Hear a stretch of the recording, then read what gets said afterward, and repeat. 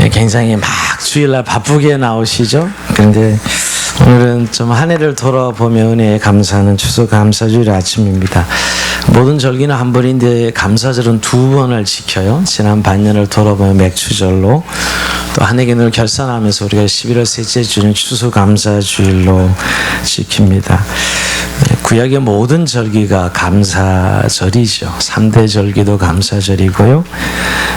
구약에 근거하여서 우리가 감사절을 두 번씩 지키는 이유가 분명히 있습니다. 그리고 또한 신약 성경에 수없이 우리 성도에게 주님이 명령하십니다. 감사하라고, 감사하는 자가 되라고 이렇게 말씀하고 있습니다. 근데 오늘 지난주에 제가 좀 광고 드리듯이 우리 감사의 제목을 가득 좀 가슴에 안고 옵시다 그랬는데 얼마나 담고 오셨어요? 가슴에 지금 감사의 제목이 툭 터져 나올 수 있는 그런 마음으로 예배 드립니까? 오늘 우리가 이 시편 100편을 같이 선포하고 또 고백하면서 은혜를 나누기를 원하는 것은 바로 그 고백이거든요. 감사의 고백으로 드려지는 시편을 묵상하면서 오늘도 우리가 감사의 은혜를 나누기를 원합니다. 이 본문은 사실은 이 추수감사제를 지키게 한 어떻게 보면 우리가 그 전통을 따라 지키는 청교도들의 전통을 따라 추수감사제를 지키고 있거든요. 근데 추수감사제를 지킨 이 청교도들이 제일 애송했던 시편이 시편 100편입니다. 그들은 모일 때마다 이 시편 100편을 암송하면서 예배 드렸다고 해요. 그래서 오늘도 우리 추수감사주일은 사실은 미국의 선교사들이 전해준 청교도들의 신앙의 근거에서 지키는 추수감사제입니다. 11월 셋째 주일로 정해진 이유도 그 때문이죠. 우리나라 형편에 맞춘다면 10월 한 두세 주가 되거나 추석 주간이 되는 게 맞을 거예요. 농경사에 기초를 두었다면. 근데 왜 11월 셋째 주냐라고 하면 청교도들이 지킨 추수감사절 때문이에요. 우리가 잘 아는 대로 1600년대에 영국에서는 영국 교회가 신앙을 핍박했습니다. 왜곡된 신앙을 요구하고 핍박했죠. 신앙의 자유를 빼앗고 그때 이 청교도들은 신앙의 자유를 찾아서 정든 고향을 떠나 미지의 세계로 향합니다. 그것도 102명의 청교도들이 메이플라워를 타고 신대륙을 향해 떠나죠. 근데 그들은 대서양을 항해할 때 90일간 사투를 벌입니다. 폭풍우도 만나고 죽을 고비도 여러 번 넘기죠. 그러다 드디어 1620년 12월 20일 날에 미국 동부 뉴잉글랜드의 플리머스라는 작은 항구에 도착합니다. 근데 그 플리머스에 도착해서 그들이 한 일은 제일 먼저 예배를 드리고 교회를 짓는 것이었어요. 그들이 결국 신앙의 자유를 찾아 건너왔기 때문에 제일 먼저 예배 드리고 교회를 짓는 것입니다. 그 다음으로 아이들의 교육을 위하여 학교를 지었고 맨 나중에 자기 집을 지었습니다. 어렵고 낯선 환경이지만 매일 모여서 하나님 예배를 드리고 정말 신앙의 자유를 찾아서 마음껏 찬양하고 예배 드렸지요. 그래서 오늘 이 본문 시편이 그들이 모일 때마다 부른 찬송 시예요. 이 시편 100편이 말입니다. 사실 그러나 그들의 찬양과 감사는 그냥 상황이 좋아서 드린 감사는 아니었습니다. 102명이 출발이지만 거의 한 반 정도가 50여 명이 죽습니다. 반 정도밖에는 남지 않았지만 하나님 은혜를 감사하며 찬양했습니다. 그래서 그 살아남은 사람들은 원주민 인디언에게 씨앗을 받고 파종하는 법과 농사 짓는 법을 배웁니다. 그리고 그들은 겨울을 굶지 않고 보낼 수 있다는 사실에 감사하며 하나님께 예배를 드렸죠. 이들의 좀 기록이 남아있는 책이 플리머스 플랜테이션의 책인데요. 그때 그 청교도들의 지도자격이라 할 수 있는 윌리엄 브래드포드가 그의 책에 이렇게 기록하고 있어요. 그가 이제 이렇게 영국을 떠나서 신앙의 자유를 찾아 신대륙을 발견하여 왔는데 여전히 우리는 불안한 상황입니다. 질병이 우리를 넘어뜨리려고 합니다. 삶이 고통 때문에 힘이 듭니다. 그러면서 그는 금식 기도를 제안해요. 우리 주님을 위하여서 금식 기도합시다. 어떻게 보면 너무나 힘들어서죠. 모든 사람들이 침통하고 답답한 마음으로 해서 금식 기도를 시작합니다. 그런데 며칠 동안 금식을 하고 기도하는데 그들에게 마음에 평안이 없었습니다. 그때 한 농부가 그 중에 한 사람이 손을 들고 이야기를 합니다. 제가 하나 건의할 것이 있습니다. 우리는 대상을 건너와서 여러 친구들을 잃었지만 하나님께서 우리에게 기대했던 것보다 넉넉한 은혜를 주셨습니다. 아무것도 가진 것이 없었고 아무것도 할 수 없었던 우리가 농사를 지어서 추수까지 했습니다. 이제 우리 금식 기도는 그만하고 하나님께 마음껏 찬양하고 감사하는 예배를 드립시다 하면서 이제 말사람 모두가 중앙에 모여서 하나님께 감사 예배를 드립니다. 자, 그 예배가 결국 추수감사절의 유래가 됩니다. 근데 그때 그들이 감사한 내용의 기록이 나와 있어요. 어떤 내용을 감사했냐면 첫째, 1년 동안 우리의 생명을 지켜준 하나님께 감사합니다. 였고 둘째, 우리의 죄를 사하셔서 구원해 주시고 천국 소망 주신 하나님께 감사합니다. 셋째, 신앙의 자유를 주신 하나님께 감사합니다. 넷째, 우리에게 일용할 양식을 주심을 감사하고 마지막으로 지난 한 해 우리의 가정과 개인에게 특별한 은혜를 주신 것을 감사합니다. 이렇게 그들이 하나님 앞에 감사 예배를 드리고 찬양을 드리고 자기들을 도왔던 인디언들과 함께 음식을 나누면서 드렸던 예배가 사실 추수 감사절 예배의 기원이 됩니다. 자, 그래서 그 역사의 기록을 미국의 초대 대통령 조지 워싱턴이 그 감사절을 선포하게 되고요. 미국은 링컨 대통령에 이르러서 국경일로 지정해요. 11월 셋째 주 목요일은 미국은 추수감사절 국경일로 지킵니다. 칠면조를 먹으면서요.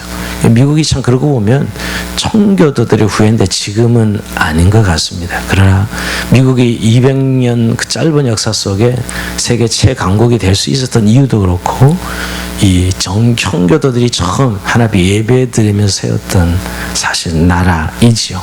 그래서 우리 미국 선교사들이 이 전통을 전해줘서 그래서 11월 셋째 주일을 추수감사절 시키는 것입니다. 근데 좀 우리 교회는 한 가지 더 좀 추가되는 것은 어차피 우리 대림절기가 12월 첫째 주가 시작되면서 그 절기의 시작이거든. 이 교회력의 시작이라서 11월 셋째 주가부터 한 해 기원들을 결산하는 마지막 전주가 되어서 우리 교회는 한 해를 결산하는 의미에 또 추수감사절로 지키게 됩니다. 우리가 지금 농사 짓는 분은 없지만 결국 우리의 삶의 한 해 동안 하나님 인도 보호하심을 통해서 여기까지 온 것에 대해서 감사하면서 예배를 드리는 것이죠. 그러면서 오늘 이 청교도들이 이렇게 시편 100편을 애송하고 늘 선포했던 이유를 잠시 생각하면서 오늘도 감사의 은혜를 나누고자 합니다. 자, 오늘 본문이 강조하고 있는 것은 왕이신 하나님을 기뻐하며 그분에게 찬양하고 감사하는 것입니다. 즉 하나님 앞에 예배할 수는 성도의 자격이라 그럴까요? 성도의 자격은 기쁨과 감사 두 가지예요. 오늘 100편 2절에 보면 여러분 기쁨을 여호와를 섬기며 노래하면서 그 앞에 나갈지어다 이렇게 말씀하고요. 4절에 보면 감사함으로 그의 문에 들어가며 그의 궁정에 들어가서 그에게 감사하며 그의 이름을 송축할지어다. 결국 하나님 앞에 나가는 자는 반드시 기쁨으로 나가고 감사함으로 나가야 됨을 말씀하고 있습니다. 여기서 여러분 우리가 한 가지 좀 해석을 해야 되는 것은 그 감사함으로 그의 문에 들어가며 이렇게 표현했고 또 그리고 찬송함으로 그의 궁정에 들어가서 문에 들어간다는 게 뭐예요? 또 궁정에 들어간다는 게 뭡니까? 구약시대에는 예배의 장소가 어디죠? 성전이에요. 성전. 그러니까 하나님 앞에 감사함으로 성전에 들어가는 걸 예배하는 사람은 반드시 감사함으로 예배를 드려요. 성전에 들어간다는 의미거든요. 문에 들어가며 궁전에 궁전도 뜰로 번역되는 건데요. 성전을 말하는 거거든. 성전에 들어가며 그러니까 반드시 예배하는 자는 뭐가 있어야 돼? 기쁨으로 예배하는 것이 감사함으로 예배하는 것이지요. 여러분 우리가 예배가 형식과 절차에 따라 드리는 것 같지만 사실 오늘 성경의 이 시편 기자의 고백은 반드시 예배는 기쁨으로 하나님의 감사함으로 나가야 그것이 진정한 예배가 될 수 있음을 말하는 것입니다. 우리가 몸만 드려지는 이곳에 있는 예배는 진정한 예배일 수 없습니다. 절차 형식을 따라 드리는 예배가 진정한 예배가 될 수 없습니다. 오히려 내 속에 하나님에 대한 기쁨과 감사가 충만하고 나의 왕이신 하나님을 마음껏 찬양하는, 정말 나의 주인 되신 하나님을 예배하는 그 예배가 진정한 예배지요. 결국 예배의 핵심은 기쁨과 감사함으로 그의 문에 들어가는 것이에요. 근데 오늘 제가 지난 한 주 우리 추수감사 예배를 준비하면서 좀 그런 마음을 담아서 하나님 봅시다. 그런 간구를 한 이유도 바로 그것이죠. 그냥 우리가 지금도 무감각하고 아무런 생각 없이 여기 앉아서 예배 드릴 수도 있고요. 그냥 또 형식과 절차가 진행되니까 그냥 절차를 따라서 예배를 드릴 수도 있죠. 그러나 진정한 예배자는 마음속에 하나님으로 인한 기쁨과 감사함이죠. 그분으로 인하여 주시는 기쁨과 감사함으로 드리는 예배가 진정한 예배인 것을 말씀하고 있습니다. 그래서 신학자인 헨스 템베르크는 이 본문을 이렇게 해석합니다. 종교적인 의무가 아니라 형식적으로 하나님을 예배하는 것은 아무런 의미가 없다. 진정한 예배자는 받은 은혜와 복을 기억하며 벅찬 감격 속에 얼굴이 기쁨으로 빛나야 한다. 이렇게 그는 해석하고 있습니다. 여기서 감격이란 말은 감사를 뜻하죠. 이제 벅찬 감격은 감사가 충만할 때 일어나는 것이에요. 그냥 감사가 아니라 내 마음에 차고 넘치는 그런 감사죠. 그리고 그 감사는 기쁨으로 드러나는 것이죠. 마음의 감사가 충만하면 얼굴의 기쁨으로 또 하나님 앞에 드려지는 것입니다. 정말 하나님께서 나를 사랑하시고 나를 구원해 주심으로 하나님의 자녀가 되었다는 구원의 벅찬 감격으로 드려지는 예배, 또 지난 한 해 동안도 하나님께서 내 삶을 인도하시고 보호해 주시던 그런 은혜에 감격을 드리는 예배지요. 그래서 오늘 이 하나님을 왕으로 표현하고 있는데요. 오늘 이 계속 이 시편 전후가 왕 대신 하나님을 찬양하면서 그는 3절에 이렇게 고백합니다. 여호와가 우리 하나님이신 줄 너희는 알지어다. 그는 우리를 지으신 이요 우린 그의 것이니 그의 백성이요 그의 계시는 양이로다. 여러분, 오늘 이 감사하는 내용 중에 중요한 것은 그가 우리 하나님, 나의 하나님이시고 나를 지으신 분, 창조주 하나님, 나의 주인 되신 하나님을 고백하고 있어요. 그래서 그가 우리를 기르시는 목자라고 고백하는 것이죠. 목자라고요. 여러분, 오늘 이 고백 속에 목자와 양으로, 하나님을 목자로 우리를 양으로 표현하는 것이 여기에 모든 내용이 담겨져 있어요. 여러분, 목자는 양을 돌봅니다. 양의 안전과 양의 모든 꼴을 먹이고 양을 보호하는 것이 목자의 임무지요. 어떻게 보면 양이 알지 못하든 알든 간에 목자는 양을 지키고, 또 양이 인지하든 인지하지 못한 간에 목자는 양을 지키는 거예요. 그래서 그가 목자들이 우리 양이 되었다는 것은 정말 한 해 동안 우리의 삶을 돌아보면, 우리의 늘 지난 시간을 돌아보면 하나님 우리를 먹이시고 입히시고 우리를 보호하셨기 때문에 여기에 있다는 것이지요. 그래서 거기에 대한 감사와 감격이에요. 여러분, 우리가 올 한 해 여러 가지 일들도 있었고 뭐 그냥 분주하게 지나기도 하고 또 좋은 일도 있었지만 어려운 일도 있었고 이렇게 많은 일들이 있었지만 우리가 정말 거기에 대한 감사로 하나님 앞에 담아 드릴 수 있는 예배자일 수도 있고요. 그냥 정말 무덤덤하고 무감각하고 그냥 힘들었네, 또 감사해야 된다니까, 그리스도인은 감사해야 된다니까 사실을 지키는 추수감사주의일 수도 있어요. 그러나 여러분, 우리가 정말 그 은혜를 헤아리고 기억하면 반드시 감사는 발생되어지는 것이지요. 그래서 시편 기자는 118편 28절에 이렇게 이야기하며, 주는 나의 하나님이시라 내가 주께 감사하리다. 주는 나의 하나님이시라 내가 주를 높이리다. 오늘 우리 성가대 찬양도 오늘 감사주일 찬양 너무너무 귀한 찬양인데, 정말 하나님의 이름을 높일 수밖에 없는 그의 은혜와 은총을 생각하면 말이에요. 그것이 오늘 이 추수감사 우리가 드려질 예배에 된 것입니다. 정말 여러분, 우리가 살아있는 것은 자신의 힘으로 된 것이 아닙니다. 지금 오늘 여기 있다는 이 자체가 내 힘으로 된 것이 아닙니다. 우리가 먹고 입고 또 지난날 시간 동안 살아온 것은 전적으로 하나님의 도우심과 은혜인 것을 고백하는 것이지요. 그게 정말 추수감사를 드려야 우리의 고백이 되어야 됩니다. 많은 분들이 왜 추수감사절 감사의 간격이 없냐 하면 사실은 하나님으로 살았다는 생각보다는 내가 애쓰고 내가 노력하고 내가 고생하고 내가 전쟁을 치르고 이 생각이 더 지배적이기 때문에 감사가 나오지 않습니다. 이제 결국 그러고 보면 여러분, 감사는 믿음의 척도에 믿음의 수준만큼만 감사할 수 있는 거예요. 어떻게 보면 이렇게 성경이 믿음을 감사를 강조하는 것은 믿음만큼 감사할 수 있는 것이지 그냥 감사가 되는 것은 아닙니다. 흔히 세상 사람들이 립서비스라는 감사를 말하는 게 아니거든요. 성경이 말하는 감사는 그런 의미에서 결국 우리의 믿음의 수준이 감사의 차원을 만든다 하는 생각을 다시 한번 하게 됩니다. 오늘 그런 의미에서 좀 우리가 감사의 한 4단계를 생각하면서 오늘 우리가 다시 한번 이 감사의 어느 단계에 있으며 내가 어떤 부분을 지금 감사하고 있는지 또는 그 부분에 감사를 잃어버리고 있는지 생각하면서 다시 한번 좀 이 아침에 감사를 회복하면서 진정으로 나의 나됨은 하나님의 은혜입니다. 이런 고백을 할 수 있기를 주의 이름으로 축원드립니다. 정말 그게 우리의 진정한 예배요. 우리가 행복한 삶을 사는 너무너무 중요한 내용이지요. 자, 첫째는 우리가 우선 깨닫는 감사예요. 하나님을 깨닫는 감사죠. 제일 중요하고 깨달을 때 감사가 일어나요. 깨닫지 못하면 아무리 좋은 것을 가져도 감사하지 못합니다. 우리가 이 감사란 thank라는 단어는 think라는 단어에서 유래해요.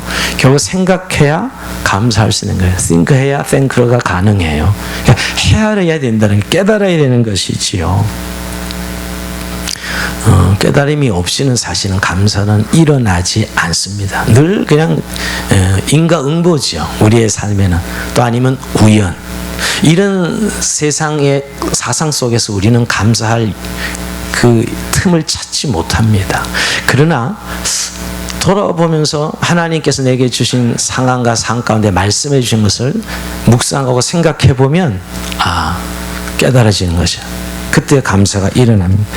우리가 자녀들이 어릴 때는 부모의 은혜에 대해서 잘 모릅니다. 아무리 설명을 해도 그런 시간에 철이 들면 은혜를 깨닫고 감사하지요. 우리도 그런 것 같아요. 자녀를 이제 어릴 때 모르다가 부모의 마음을 시집장가 가서 애를 낳아보면 우리 부모가 나를 이렇게 키웠겠거니 생각하면 부모님에 대한 태도가 달라지죠. 그게 참 그때 그렇게 늦게 깨달아지는 것이죠. 어떻게 보면 우리가 신앙생활하면서 하나님의 은혜에 대해서 그냥 안다는 사실과 그냥 그런 사실을 아는 것과 내가 깨닫는 것은 차이가 있어요. 깨달아질 때 결국 은혜를 우리가 감사하게 되거든요. 다윗은 그래서 시편 116편 12절 이렇게 고백하며 우리도 한번 이렇게 고백해 볼까요? 시작. 내게 주신 모든 은혜를 내가 여호와께 무엇으로 보답할까? 아멘. 여러분, 다윗도 정말 고난이 많은 인생이 우리가 다윗 생각하면 왕이었으니까 대단하다만 생각하는데 그의 삶의 기록을 보면 기구합니다. 정말. 그런데 그는 은혜를 일찍 깨닫고 이렇게 그 모든 시편에 이렇게 고백합니다. 내게 준 모든 은혜를 내가 여호와께 무엇으로 보답할까? 지난 시간 생각해 보니 감사할 것밖에 없다는 것이죠. 하나님의 은혜가 너무너무 크다는 것이에요. 근데 우리가 잘 깨닫지 못하는 이유는 뭘까? 우리가 지난주에 말씀드린 하나님 은혜가 너무 무한대라서 그래요. 어떻게 보면 하나님의 은혜를 주신 것들을 당연하게 여기는 것이죠. 우리가 누리는 공기나 물이나 이 자연들 당연히 주어진 것으로 생각하니까 감사할 것이 없습니다. 근데 여러분, 이 당연한 거 아니죠. 제가 지난주에도 우리의 몸이나 이런 무한대가 당연하지 않습니다. 저는 늘 내가 자고 있을 때도 심장이 계속 박동해주고 있는 거예요. 그 심장 박동이 한 3분만 멈추면 우리는 이 세상 사람이 아닙니다. 내가 자고 있을 때도 그 무슨 일을 할 때도 심장은 계속 박동하고 있는 것이죠. 이게 그냥 우연이에요? 그냥 자연스러운 겁니까? 그렇지 않아요. 하나님 내 심장을 지켜주고 계신 것이죠. 내 생명을 붙들고 있는 것이죠. 그래서 심장이 박동하고 있는 거죠. 내가 잠잘 때도 내가 무의식 시간을 가질 무의식 중에도 박동하고 있는 거죠.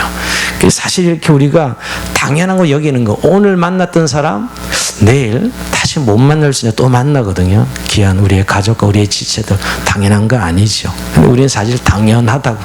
어제 만났으니 오늘도 만나고, 어제도 내가 밥을 먹었으니 오늘도 밥을 먹는 것 너무 당연하게 여기지만 사실 당연한 게 아니고 대부분 다 하나님께서 내게 준 선물이고 또 나를 생각하는 어떤 사람들의 사랑과 배려 속에 일어나는 선물로 주어진 것들이에요. 정말 감사해야 되는 것들이 있지요.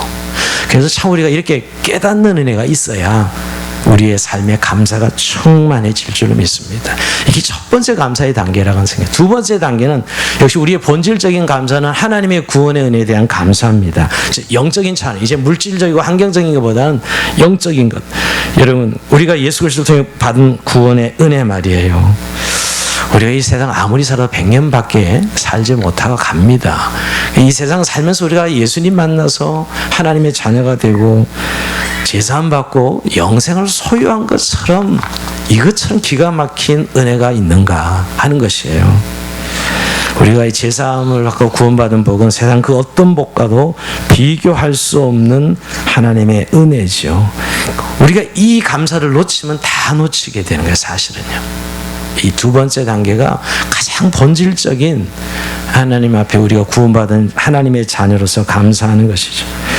여러분, 하나님의 자녀됨의 영광을 깨달으면 깨달을수록 정말 내가 이 받은 은혜가 얼마나 큰지 알게 됩니다.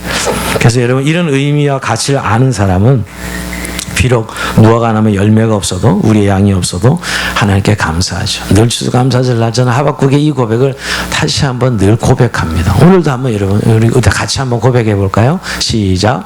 비록 무화과 나무가 무성치 못하며 포도나무에 열매가 없으며 감람나무에 소출이었으며 외양간에 소가 없을지라도 난 여호와를 인하여 즐거워하며 나의 구원의 하나님을 인하여 기뻐하리로다. 아멘. 나의 구원의 하나님을 인하여 기뻐하리로다. 이렇게 고백합니다. 정말 하박국의 그 당시 상황은 절망이었어요. 정말 시험에 들죠. 하박국이 시험에 들다가 이 사실을 발견해요. 내 구원의 하나님을 찬양하리로다 하면서 그가 회복합니다. 정말 우리에게 이 아침 조금 우리의 삶에 좀 지치고 힘들고 또 어떻게 보면 감사를 잃어버린 순간이 있지요. 그러나 여전히 내가 하나님의 자녀라는 사실 앞에 우리가 다시 한번 그것을 기억하면 어마어마한 감사가 일어납니다. 우리가 그 미국의 지미 카터 대통령, 39대 대통령이죠. 연임을 못하고 단임 4년밖에 못한 대통령이지만 지금도 존경받는 대통령이요. 아마 미국 대통령이 살아있는 유일한 대통령이 96세니까 지금요. 아직 살아계십니다. 작년에 암 수술을 받고 얼마 전에 암 수술도 하고 얼마 전에는 또 병원에 입원했다 그러는데 아직도 수술하고 회복했다 그럽니다. 근데 그가 이제 퇴임하고 나서 기자들이 이런 질문을 던졌어요. 당신이 일생 동안 가장 크게 감사한 일은 무엇입니까? 이렇게 묻자 그는 이렇게 대답했고, 나는 일생 동안 모든 것에 다 감사하며 살았지만 특별히 세 가지 일에 크게 감사합니다. 이렇게 고백했습니다. 그래서 기자들은 귀를 쫑긋해서 대통령 역임한 거나 또 저렇게 노익장이니까 건강한 거나 이런 거에 대한 감사를 하겠다 생각해서 이제 받아 쓰려고 하는데 그가 이렇게 이어갑니다. 첫째, 내가 예수 그리스도를 믿고 제사함 받아 영생 얻은 것이 가장 감사한 일입니다. 둘째로 내가 집사의 직분과 교사의 직분을 받아 교회를 섬길 수 있었다는 것이 두 번째 감사입니다. 세 번째는 저에게 목수의 은사를 주어서 어려운 사람에게 집을 지어줄 수 있었다는 것이 감사입니다. 기자들은 굉장히 의외였어요. 여러분, 미국의 한 대통령을 지냈는데 그 대통령에 대한 감사가 한 번쯤 나올 줄 알았는데 그에게는 대통령에 대한 감사는 1절 나오지 않고 구원에 대한 감사고요. 그가 대통령 유세할 때도 주일날 유세를 해야 되는데 자기 고향에 주일학교 가서 교사한 것 유명한 일하지요. 그래서 참모들은 표가 몇백만 표가 사라집니다라고 아무리 이야기했어도 그는 나는 주일날 내 본교에 가서 교사 직분을 감당해야 된다고 돌아갔습니다. 여러분, 그래서 두 번째 감사가 그거. 지금도 여러분 집 없는 자자 집 지어주는 운동에 참여해서 집을 지어주는 대통령으로 참 이런 인생이 사실 저는 정말 하나님이 함께 하시는 인생이라고 생각합니다. 정말 감사가 무엇인지 아는 것이지요. 그러기에 그의 삶도 하나님이 정말 전적으로 붙드시고 축복해 주시는 은혜를 보게 됩니다. 구원의 은총을 깨닫는 감사에게 두 번째 단계라고 생각합니다. 이 관계, 이 두 번째 간격이 잃어버리면 다른 모든 것을 잃어버리기 시작해요. 우리가 이 아침 다시 한번 여러분 뭘 감사해야 되냐, 너무나 이미 나와 있는 것이 하나님이 내게 베푸신 구원의 은총에 대한 감사죠. 자, 세 번째 이제 그 단계는 범사에 감사는 모든 일에 감사하는 것입니다. 우리가 데살로니가서 5장 18절 이것도 한번 읽어봅시다. 시작. 범사에 감사하라. 이것이 그리스도 예수 안에서 너를 향하신 하나님의 뜻이니라. 아멘. 이것도 사실은 여러분 성경 말씀이긴 하지만 좀 불편하지 않습니까? 모든 일에 감사하라는 거예요. 옛날 범사라니까 호랑이 뭐 어쩌고저쩌고 그러시대. 모든 일에 감사가 범사에 감사는 모든 환경에 감사하고 자족하라는 것이지요. 그 정도가 아니고 에베소서 5장 20절에 보면 이렇게까지 이야기합니다. 범사에 우리 주 예수 그리스도의 이름으로 항상 아버지 하나님께 감사하라. 모든 일에 예수의 이름으로 항상 아버지께 감사하라. 약간 불편할 정도로 명령해요. 그런데 여러분 이게 바로 성도라는 거예요. 이게 하나님의 자녀들의 삶이어야 된다는 것이에요. 성도의 이 덕목 중 가장 중요한 것은 저는 수용성이라고 생각합니다. 수용성. 우리가 늘 좋은 것은 자기에게 유리하고 좋은 것은 받아들이지만 그러지 못한 것은 배타적이거든요. 근데 우리가 하나님 백성이 되면 이제 좋은 것은 나쁜 것도 수용하고 되는 것도 수용하지만 안 되는 것도 수용하고, 여러분 기분 좋은 것만이 아니라 속상함까지도 수용하는, 나에게 좀 모든 것을 받아들이는 그런 태도가 되는 것이지요. 그럴 때 이 모든 일에 감사할 수 있어요. 이거는 사실은 하나님께서 우리에게 이런 명령을 주신 것은 괜히 괴롭히려고 사실 이 말씀을 주신 것이겠어요? 아닙니다. 성도의 행복과 축복이 여기에 담겨져 있기 때문이에요. 자기의 백성의 행복이 여기 있기 때문에, 늘 안 된 것 때문에 속상한 것 때문에 불평하고 불만할 때 그 삶이 얼마나 지옥 같은 것을 우리 하나님은 너무너무 잘 알고 계시기 때문에, 그래서 오늘도 범사에 감사하라 그렇게 이야기합니다. 예전에 여러분 그 로빈슨 크루소 소설 읽어본 적이 있죠. 다니엘 디포가 쓴 로빈슨 크루소에 보면 로빈슨 크루소가 무인도에서 생존하고 탈출하려는 걸 봐요. 그런 뭐 소설이지만 그게 어떻게 탈출할 수 있었을까? 저는 그걸 보면서 감사하는 사람이었기 때문에 가능하다고 생각합니다. 어떻게 보면 우리가 평범한 사람들이 보기에는 뭐 그런 거에 감사해 라고 생각할지 몰라도 그런 감사가 있었기에 그가 그 무인도에서 죽을 고비를 넘기고 탈출할 수 있었다고 생각합니다. 그 책에 보면 4가지 감사가 나와요. 첫째가 뭐냐면 물에 빠져 죽지 않고 살아있음에 감사합니다. 이게 첫 번째 그의 감사예요. 예. 반대로 이야기하면 내 죽을 뻔했는데 이러면서 불편할 내용 아니에요? 근데 물에 빠져 죽지 않고 살아있음에 감사합니다. 둘째, 섬에 먹을 수 있는 열매가 있어서 감사합니다. 그 무인도 떨어졌는데 뭐 열매가 있어서 감사합니다. 셋째가 뭐냐면 섬에 위험한 야수가 없어서 감사합니다. 위험한 짐승에서 물려 죽었을 텐데 짐승이 없어서 감사합니다. 넷째는 더 재미있어요. 넷째, 더운 날씨라 옷이 필요 없음을 감사합니다. 이렇게 고백했다고 합니다. 이렇게 긍정적인 사람이고 그 감사거리를 찾아내는 사람이니까 그런 탈출할 수 있었던 거예요. 우리가 참 하나님께서 말씀해 주신 것이 얼마나 우리의 삶에 중요한 행복한 삶을 살아가고 지혜로운 삶의 요건인지를 다시 한번 발견하게 됩니다. 그래서 범사에 감사는 단계죠. 그건 수용성에 달려 있고요. 자, 마지막 결국 우리의 감사의 최고봉은 역경과 환난 중에도 감사라는 거예요. 사실 막 어려운 일이고 힘든 일이 나고 막 사고가 터지고 뭐 가족이 어려움을 당하고 뭐 이런데 그 자체가 감사한 건 아니에요. 사실 우리가 너무 감사하라면 또 너무 어거지식으로 그 자체가 너무너무 힘드는 거 아니에요. 사실 그럼에도 불구하고 성경 감사하라라고 이야기합니다. 광야에 감사하지요. 예, 근데 우리가 한번 꼭 이런 말씀을 하시는 이유는 우리 인생에 문제가 없는 사람이 없습니다. 우리는 다 어떤 사람들은 행복할 거야 생각하는데 인생은 태어나는 날부터 고통을 안고 살아가는 겁니다. 결국 누구나 고통과 어려움이 있는데 하나님 백성들에게는 그 고통이 고통으로 끝나지 않고 결국 하나님의 뜻을 이루는 일이라는 걸 말씀하고 있어요. 로마서 8장 28절에 보면 우리가 알거니 하나님을 사랑하는 자 그 뜻대로 부르심을 입은 자들에게 모든 합력하여 선을 이루느니라. 결국 하나님의 선을 이루는 일이라고 말씀하고 있는 거예요. 그러니 감사하라는 거죠. 사실 그 고통 자체가 감사한 건 아니잖아요, 사실. 근데 그 고통 속에서도 우리가 감사할 수 있는 것은 결국 그것은 너를 향한 하나님의 뜻을 이루는 것이다는 거예요. 그래서 바울 같은 사람이 어떻게 보면 제일 불행한 사람이 있어요. 그의 일 당한 걸로 보면. 근데 여러분, 그는 그런 고난 중에 살아가면서 이렇게 고백해요. 고린도서 6장 10절을 보면 여러분 이렇게 근심하는 자 같으나 항상 기뻐하고 가난한 자 같으나 많은 사람을 부유하게 하고 아무것도 없는 자 같으나 모든 것을 가진 자로다. 저는 참 이 구절 너무너무 애송하는 구절이에요. 예수 믿는 사람은 이런 사람들이에요. 우리가 세상적으로 보면 이런 근심하고 늘 가난하고 아무것도 없는 것 같은데 아니요. 왜 그럴까요, 여러분? 왜 이런 부유한 마음을 가지고 있는 것이에요? 하나님을 신뢰하고 의지하기 때문에 결국 그 일을 통해서 하나님이 이루실 뜻을 믿음으로 바라보고 있는 것이지요.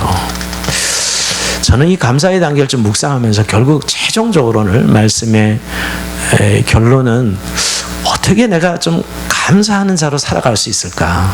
여러분, 이렇게 절기 때니까 이런 설교를 하고 우리가 감사합시다, 구원은 외칠 수 있어요. 중요한 건 정말 우리의 삶의 일상 속에 내 안에 얼마나 많은 감사로 살아가는 긍정적인 태도와 감사, 기쁨으로 늘 하나님을 예배할 수 있을까 하는 것에 대해서 깊은 기도와 묵상을 했습니다. 근데 주님이 제게 주신 말씀은 하나님의 주권에 대한 인정이었어요. 하나님에 대한 주권의 인정이 없이는 진정한 감사는 나오지 않는다는 걸 깨닫게 되었습니다. 여러분, 우리가 사실 구원의 은혜에 감사해요. 그리고 여러분, 여러 가지 일들 중에 하나님, 우리가 예수 믿으면 적어도 감사합니다. 그런데 감사하면서도 어떤 일이 터질 때, 어떤 일이 일어날 때 그 앞에 우리가 실망하고 낙심하면서 그 감사가 사라져버려요.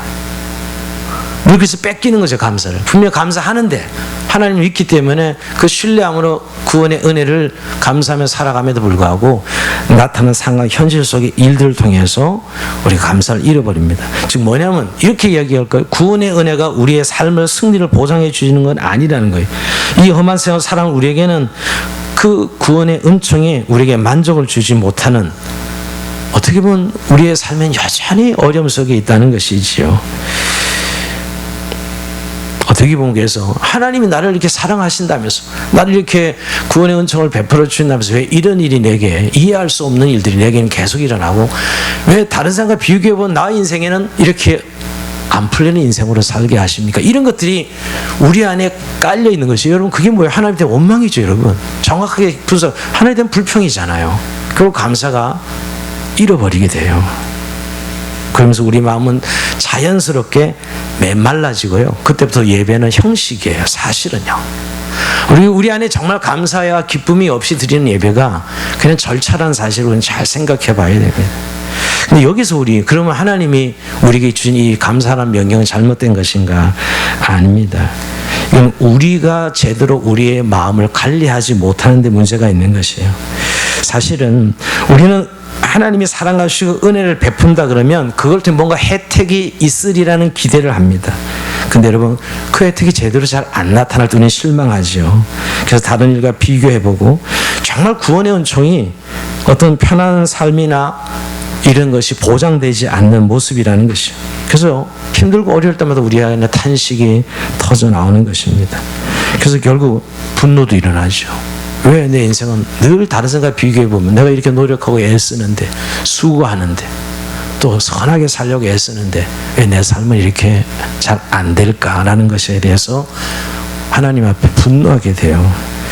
그래서 여기서 이제 주권 다툼이 일어나는 거예요. 정말 우리가 하나님의 주권을 인정한다는 게 뭐냐면 내게 일어나는 모든 일이 하나님의 통치와 주권 아래 일어나는 걸 인정해야 돼요. 즉 뭐냐면 하나님이 주인이지 내가 주인이 아닙니다. 하나님은 우리가 주머니 속에 넣고 만지작 그럴 수 있는 그런 신이 아니에요. 우리가 마음껏 조작할 수 있는 신이 아닙니다. 어떤 경우에도 내가 믿고 따라야 될 뿐이고 경배해야 될 존재죠. 우리가 이것을 진짜 인정하고 살아가느냐는 거예요. 여전히 하나님을 믿는다면서 내가 주인 되었을 때 하나님 주권을 인정하지 않는 거예요. 우리가 이 부분을 대충 하고 넘어가는 겁니다. 교리로는 주권을 인정하지, 근데 실제는 인정을 안 해요. 여전히 내가 주인입니다. 거기에는 감사는 생기지 않습니다. 오히려 하나님을 믿으면서 더 극한 불평과 원망과 예민함이 작동되기 시작해요. 예수 믿으면서 우리가 인격적으로 온전해지지 않는 그런 현상들을 보면 정말 하나님의 주권을 인정하는 것이에요. 여러분, 하나님이 우리를 어떤 용도로 쓰시는 어떤 배역을 맡기든지 우리가 그것은 하나님의 뜻에 있는 것이지요. 근데 현실은 사실 우리가 다 같이 구원받았어. 근데 어떤 사람은 건강하게 살고요. 다 같이 구원받은 어떤 사람은 늘 질병으로 고통을 살아갑니다. 다 같이 구원받은 어떤 사람은 부자로 여유있게 살고 어떤 사람은 가난하게 살고 노력해도 이런 사람이 있고요. 은혜로 살면서 어떤 사업을 해서 대박을 치는 사람도 있고 쪽박을 차는 사람도 있어요. 이게 현실이에요, 사실은. 예수 같이 똑같이 믿으면서 말이야. 근데 이것을 결정하실 분은 하나님이시지 우리 자신들이 아닙니다. 이것이 인정되어야 감사할 수 있어요. 물론 우리는 하나님 나를 왜 이끄신지 잘 모를 수 있습니다. 그러나 분명한 것은 우리를 하나님의 자녀로 삼아줘서 우리가 결국 하나님의 꿈을 이루는 사역과 배역에 우리가 캐스팅되었다는 거예요. 이걸 인정해야 돼요. 여러분, 이런 부분이 그냥 하나의 설교거리가 아니라 정말 내가 하나님의 꿈을 이루는 이 배역으로 캐스팅되었다는 사실 인정해야 되는데요. 그렇지 않으면 늘 이 부분에 싸움이 있어요. 하나님과요. 말은 그렇게 안 하면서요. 제가 배우들 한번 그 인터뷰를 들어봤는데 배우들이 좀 저는 어려운 직업이라는 생각을 해봤어요. 배우들 그 인터뷰하는 거 보면 리얼하게 인터뷰하는 거 보면 어떤 배역을 맡으면 3개월 동안 그 사람이 되어버리는 거예요. 약간 빙의 현상이 일어난다 그래요. 그렇지 않으면 연기를 할 수 없대요. 한 여인으로 등장하면 계속 그 감정을 3개월 내내 그 배역으로 살아간다는 거예요. 자기 이름에 그 사람의 배역으로. 이게 굉장히 좀 무섭다는 생각까지 들어요. 그래야 연기가 나온다는 것이죠. 그러다 이제 촬영이 다 끝나고 그래서 빠져나온대요. 그 인터뷰를 들으면서 그렇다. 여러분, 저와 여러분이 정말 예수 믿고 하나님 자녀가 되어서 하나님을 나를 이렇게 자기 뜻을 이루는 배역으로 캐스팅해서 쓰고 있기 때문에 가난이라는 배역, 어떻게 보면 병이라는 배역, 또 일이 안 되는 배역을 우리가 맡을 수도 있지요. 오히려 그걸 통해서 정말 살아계신 하나님이 나를 통해 증거되기를 원하셔서. 근데 나는 계속 그 배역이 싫은 거예요. 그러면 여러분 감사가 나와요? 불평과 원망이 나오죠. 우리가 얼마나 하나님의 주권을 인정하느냐는 거예요. 정말 하나님이 어떠한 배역이나 어떤 이끄심에도 내가 그것을 인정하고 아무런 그 은혜의 차별이 없다는 사실을 드러내는 자로 하나님 앞에 부름받았는데 그걸 내가 인정하지 않기 때문에 여러분, 감사는 해야지 해서 나오는 게 아닙니다. 아까 깨닫고 인정하고 진정 그것을 받아들일 때 감사 터지는 것이지, 감사해야지 이런다고 감사되는 게 아니거든요. 그건 자기 체면을 거는 거예요. 기독교 신앙을 자꾸 체면 걸려 하는 분들이 많은데 그렇지 않습니다. 우리가 예수 그리스도를 영접해서 하나님의 자녀가 되죠. 믿음이라는 게 억셉트 받아들이는 거예요. 하나님의 뜻을 주권을 내가 받아들이면 거기서 감사가 시작되는 거예요. 결국 우리가 오늘 이 4단계 감사를 보면서 우리가 정말 하나님의 주권을 얼마나 인정하고 살아가느냐 하는 것이에요. 여러분, 정말 하나님이 내 인생의 주인이고 내가 그를 따라가는 하나님의 자녀란 사실을 내 깊은 곳에서 인정하면 그때부터 내 삶은 완전히 달라지기 시작합니다. 여전히 내가 주인이거든요. 여전히 내가 주인 되어서 내 인생을 설계하고 계획하면서 도움을 요청합니다. 이게 초신자일 때는 문제가 없지만 결국 어느 정도 하나님의 자녀로서 이제 세워져야 될 때는 계속 이 문제가 걸려 있어요. 싸움이 있다고요. 여러분, 인간도 영적인 존재고 하나님도 영인데 부딪히죠. 우리가 다시 한번 좀 감사를 진정으로 회복하고 감사하는 삶을 살아가기 위해서는 립서비스 정도로 되는 게 아니고 분위기 막 띄워서 좋은 일이 있을 때 이런 것으로 되는 감사가 아니라 결국 감사는 믿음의 문제지요. 우리의 마음의 어떤 그런 우리가 감정의 문제가 아니라는 것이에요. 오늘 여러분, 우리가 정말 살아있는 예배를 사모하지 않습니까? 매주마다 드려지는 예배여야 되는데 정말 살아있는 예배는 우리의 삶의 감사로 이어질 수 있을 때 드려집니다. 정말 여러분, 믿음의 사람들은 계속 긍정하고 인정하는 데에서 기쁨과 감사가 있어요. 그게 예배예요. 근데 아무리 예수를 잘 믿어도 오히려 더 열심히 믿는 사람 중에 그런 현상이 더 많습니다. 어떻게 내 뜻대로 하나님을 움직여봐서 뭔가 일을 이루고 싶어가지고 결국 그 끝은요, 하나님에 대한 배신과 실망입니다. 여전히 자기가 주인 되어서 하나님을 움직여 보려고 하는 것이겠죠. 여러분, 우리가 진짜 하나님의 자녀들을 향한 하나님의 구원과 은총은 전적인 하나님의 뜻에 있어요. 그의 부여하신 계획 속에 있습니다. 거기에 우리가 들어갈 때 누리는 행복, 그 축복이 우리가 누려야 될 축복이라는 사실을 다시 한번 발견하게 됩니다. 오늘 그래서 오늘 시편 기자처럼 감사함으로 그의 문에 들어가며 찬송으로 그의 궁전에 들어가서 그에게 감사하며 그의 이름을 송축할지어다 했습니다. 여러분, 2019년 이제 결산하면서 하나님의 감사로 결산한 의미가 모든 것이 하나님의 은혜로 되어졌습니다. 그리고 모든 주권은 하나님께 있습니다로 고백함으로 새로운 감사의 삶을 출발하는 저 여러분의 삶이 되길 주의 이름으로 축원드립니다. 예, 우리 찬송하면서 주님 앞에 오늘도 기도의 시간을 나갑시다. 감사함으로 그 문에 들어가며 아주 옛날 찬송인데 우리 기쁨으로 한번 이 찬송 우리 부르면서 하나님 앞에 기도의 시간을 나갑시다.